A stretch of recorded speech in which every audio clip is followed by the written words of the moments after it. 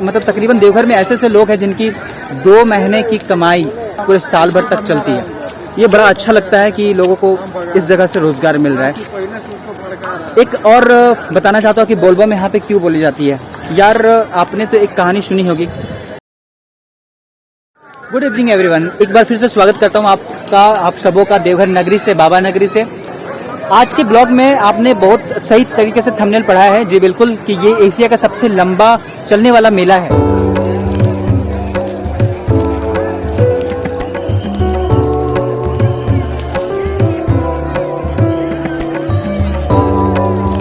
इसके पीछे के रीजंस भी बताता हूँ मैं कि क्यों है क्या नहीं है। सावन महीना जो हम हिंदुओं का बहुत पवित्र महीना होता है, सावन से भादो तक यहाँ पे जल अर्पण की जाती है भगवान भोलेनाथ की। और इस वक्त एक्चुअली मैं जसीडीह रेलवे स्टेशन के पास हूँ। मैंने सोचा कि इस ब्लॉग को बनाना कई बार इंपॉर्टेंट हो जाता है। बहुत सारे लोग तो जानते भी नहीं कि बोलबम बोला क्यों जाता है। बहुत सारे लोग ये भी नहीं जानते कि भगवा रंग ही हम लोग क्यों पहन करके आते हैं, या फिर ज्योतिर्लिंग जो देवघर है, देश के विभिन्न हिस्सों से, विदेशों से भी लोग यहाँ पे कांवड़ यात्री क्यों आते हैं। सारी चीज़ों को बताऊंगा उससे पहले कि हमें हिंदू होने पे ना गर्व होना चाहिए। क्यों? क्योंकि बड़े सारे संस्कार जो है हम लोगों ने अपने धर्म में पाया है, जो कि पूरे विश्व के लिए भी बहुत सही है। जैसे हमारा जो कल्चर है, हम कहते हैं अतिथि देवो भव, या फिर कहते हैं समस्त विश्व ही हमारा परिवार है, मतलब वसुधैव कुटुंबकम। तो हमें हिंदू होने पे गर्व होना चाहिए। चलिए अब मैं कुछ चीज़ें हाईलाइट करता हूँ। विश्व का सबसे लंबा चलने वाला, पहले तो मैंने बताया कि सावन से भादो तक हम इस फंक्शन को सेलिब्रेट कर रहे होते हैं। और कई सारे लोगों को मतलब तकरीबन देवघर में ऐसे लोग हैं जिनकी 2 महीने की कमाई पूरे साल भर तक चलती है। ये बड़ा अच्छा लगता है कि लोगों को इस जगह से रोजगार मिल रहा है। एक और बताना चाहता हूँ कि बोलबम यहाँ पे क्यों बोली जाती है। यार आपने तो एक कहानी सुनी होगी, भगवान भोलेनाथ जो है। इसके बाद मैं आपको बताऊंगा कि ये बैजनाथ धाम प्रसिद्ध कैसे हुआ, क्योंकि आप सबको पता है, बट फिर भी मैं बताना चाहूँगा। बट सबसे पहले आते हैं कि बोलबम क्यों बोलते हैं हम। जितने भी कांवरिया या फिर कांवर यात्री आप देखते हो, आपको नजर आते होंगे कि बोलबम करते करते सुल्तानगंज से जल उठा करके आते हैं कांवर लेकर के यहाँ पे बाबा धाम, और यहाँ पे जल अर्पण करते हैं भगवान शिव को। तो चलिए मैं बताता हूँ बोलबम क्यों बोला जाता है। आपने देवों के देव महादेव तो देखे ही होंगे, उसमें भी बताया गया है। और ऐसी स्टोरी बनती है कि माता सती जब राजा दक्ष के यहाँ गए थे बिन निमंत्रण के, क्योंकि बेटी थी तो चली गई, उनको लगा कि नहीं वो माफ़ कर देंगे, पिता हैं। तो जब गई थी तो उनका घोर अपमान हुआ, और वो अपमान सह नहीं पाई। क्या होता है उसके बाद कि माता सती कूद जाती है उस आग में। इस घटना से आहत होकर के भगवान से राजा दक्ष के जो है वो सर धड़ से अलग कर देते हैं।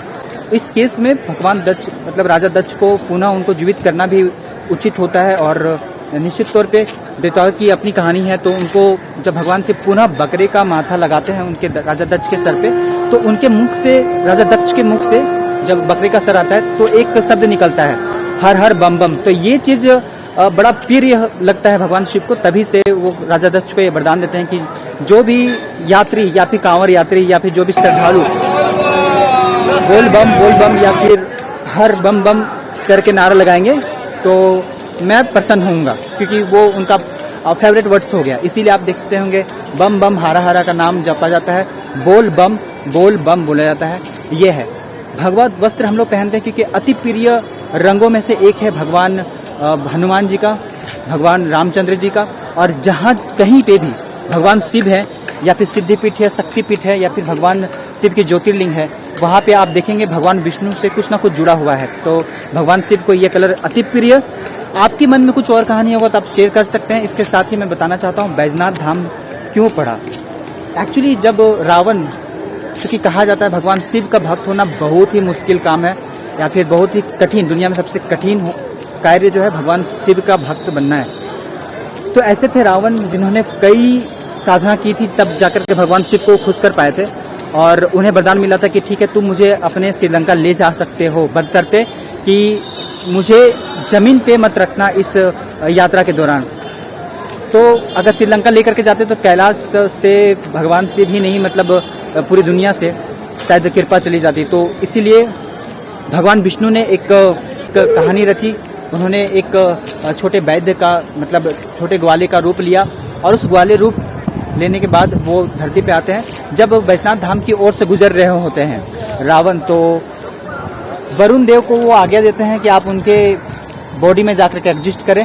उसकी वजह से क्या होता है कि रावण, जो कहीं ना कहीं एक महान भक्त कहलाते हैं शिव के, उनको टॉयलेट लग जाती है, मतलब यार उनको लघु शंका लग जाती है। तो लघु शंका को करने के लिए वो एक ग्वाले को देते हैं, अपनी शिवलिंग जो लेकर के आते हैं कैलाश से, भगवान शिव के रूप में वो शिवलिंग मौजूद रहते हैं, तो उनको देते हैं और ग्वाले को कहते हैं कि प्लीज़ इसे जमीन पे मत रखना।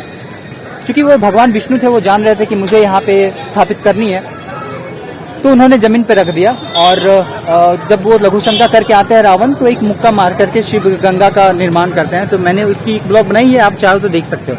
ये केस होता है और उस वक्त से ये प्लेस जो है बैजनाथ धाम के नाम से जाना जाता है, क्योंकि बैजू जो है वो उस गवाले का नाम होता है।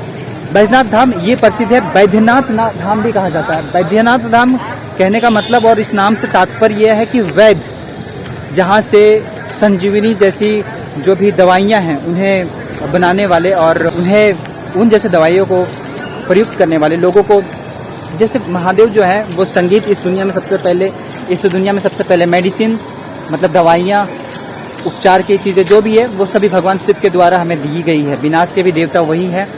तो कहा जाता है कि इन सारे चीज़ों को लेकर के वैद्यनाथ, वैद्यों के जो नाथ है उनके नाम पे ये जगह का नाम पड़ा, बैद्यनाथ धाम, बैजनाथ धाम। तो ये कुछ कहानी थी गाइस। इसके साथ ही एक कहानी और मैं जिक्र करना चाहता हूँ श्रवण कुमार जी का। जी बिल्कुल, सबसे पहले आपने पिक्चर्स में देखे होंगे श्रवण कुमार जी जो है अपने माता पिता को एक कांवर में लेकर के गंगा जल का दर्शन करवाते हैं, भगवान शिव का दर्शन करवाने के लिए आते हैं। तो उसका पिक्चर में आपने देखा होगा। यही अगर आप वेस्टर्न कल्चर्स के बारे में बात करें, जिसको लेकर के आजकल के जो यूथ है, मेरे जैसे यूथ नहीं, बिल्कुल नहीं, बट कुछ और यूथ जो है वो बड़ा कहते हैं कि it's my life my rule, my life my rule. हमें जो कल्चर सिखाई जाती है वो कल्चर वहाँ से जन्म होती है, सनातन से, और हम अपने सनातन को छोड़ते जा रहे हैं। तो ये कल्चर आप वहाँ पे देखते हो। श्रवण कुमार जी के माता पिता कांवर में जाते हैं, तो कांवर यात्रा आई गेस वहाँ से स्टार्ट हुई। कुछ कहानी अगर आपको बेहतर पता हो तो प्लीज़ मुझे कमेंट सेक्शन पे करेक्ट कर सकते हैं। जैसे रेलवे स्टेशन में मैं बस गाड़ी चढ़ने के लिए आया था और यहीं पे देखा कि काफ़ी हमारे जो सिक्योरिटी है काफ़ी अच्छी तरीके से हमें provide. This was my first time जब मैं देवघर विजिट किया, बट यहाँ पे सिक्योरिटी जो है काफ़ी अच्छी टाइट है और गवर्नमेंट ने काफ़ी अच्छी सुविधाएं दी हैं। प्रशासन का बहुत बहुत धन्यवाद रहेगा खास करके इस देवघर की यात्रा में, क्योंकि उनके बिना ये लगभग पॉसिबल नहीं है। तो थैंक यू सो मच यहाँ पे जितने भी है इन सभी अंगरक्षकों का, thank you sir.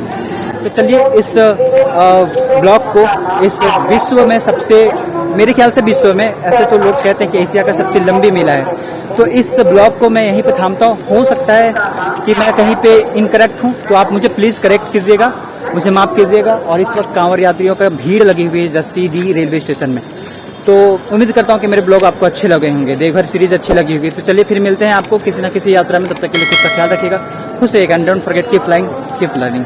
Thank you, बोल बम।